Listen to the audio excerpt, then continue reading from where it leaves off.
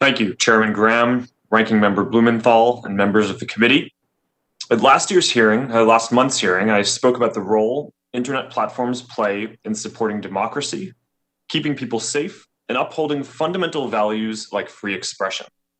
People have deeply held beliefs about these issues and can reach very different conclusions about the right balance. We try to do what's best for our community and the world, acknowledging that there are difficult trade-offs. I believe that some of these trade-offs and decisions would be better made through a democratic process, and I look forward to discussing that today. But first, I want to update you on our efforts during the election. At Facebook, we took our responsibility to protect the integrity of this election very seriously. In 2016, we began to face new kinds of threats, and after years of preparation, we were ready to defend against them.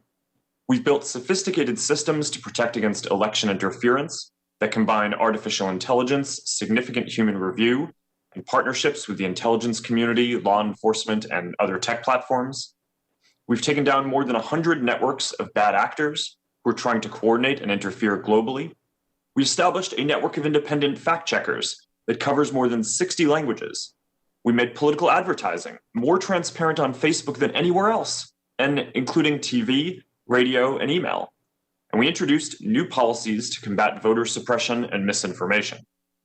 Still, the pandemic created new challenges: how to handle misinformation about COVID and voting by mail, how to prepare people for the reality that results would take time, and how to handle if someone prematurely declared victory or refused to accept the result. So in September, we updated our policies again to reflect these realities of voting in 2020 and make sure that we were taking precautions given these unique circumstances. We worked with local election officials to remove false claims about polling conditions that might lead to voter suppression.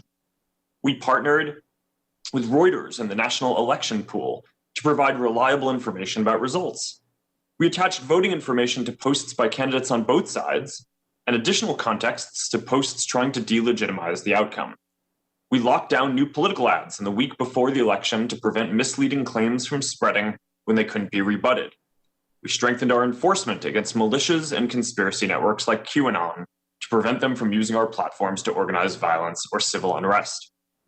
Altogether, I believe this was the largest election integrity effort by any private company in recent times.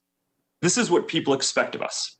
And I'm glad that from what we've seen so far, our systems performed well.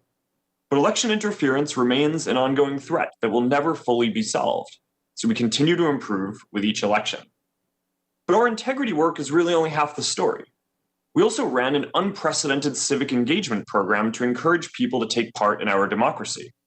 We ran the largest voter information campaign in history.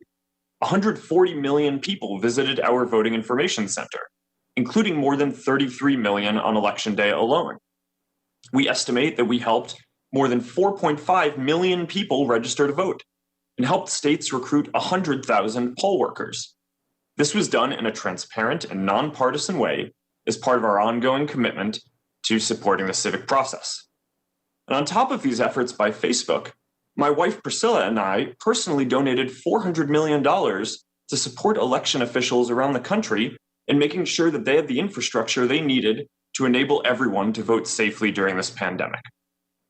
In my last testimony, I said that people would judge us by our performance during this election.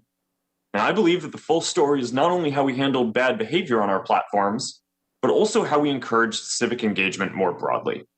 I'm proud of the work we've done to support our democracy, and I look forward to discussing this. I also welcome the opportunity to discuss internet regulation. I believe we are well overdue to update the rules for the internet around content, elections, privacy, and data portability. There are important questions here, including who should be responsible for what people say online. For any system to work, I believe there needs to be a transparent process that people feel they can trust. And this will be difficult, especially since our country is so divided, but I believe it's the only way to address these issues for the long term. The challenges that we face are deeper than any one platform. They're about how we want to balance basic social equities that we all care about, like free expression, public safety, and privacy. This is why I believe we would benefit from clearer guidance from elected officials, and I look forward to discussing this today.